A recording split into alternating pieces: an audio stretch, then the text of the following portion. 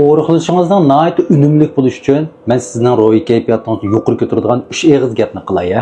Agar siz o'riqlayotgan bo'lsangiz, cho'qim qayta anglab chiqmoq gaplarimni. Birinchisi, o'zingizni qat'iy bechora his qilmang. Men samirib ketgachgina mushta qiynalyapman.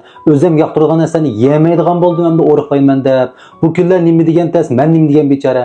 Bunda xiyol bo'lmang. O'ylab beqing, siz texmi pichat, texmi go'zal, texmi boshqalar ko'rsa havas qila oladigan bir odamga o'zgarmoqchi. Bu bechorlikdan derak beramda. Ikkinchisi, cho'qim pechat yasinib yuring. Yangi kiyimlarni elang. Chunki ba'zi vaqtda o'riqlash mezgilida o'zimizning o'riqlayotganligini bilmay qolamiz-ku. Chunki ig'irlik tushmay qolgani bilan belaylanmalar kichiklaydi, uni biz bilmay qolamiz. Ammo siz o'zingizga naq keladigan kiyimni kiyib, pechat kiyinib, yasinib, tardib ko'chaga chiqsangiz, tanishtiringiz ko'rib, "Voy, o'riqlab qoldim nima? Ajab bir xil pechat o'p ketsango" degan mandaq inkaslarni olsangiz-ku, texmi bekrak rag'bat topsiz. Men to'g'ri o'riqlab bulamdim, semizlikimni yapay deb manda yursangiz, bu kayfiyatingiz yaxshi bo'lmasa-ku, ilgirlayolmaysiz.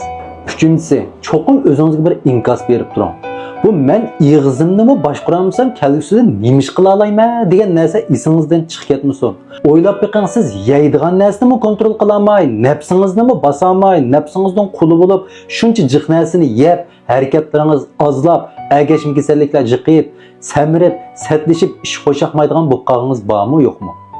O'ziniki badan ig'irligini, o'zining qiyofatini kontrol qila oldi degan odam bu jamiyatda, bu turmushda o'ziga nihoyat talabchan degan gap.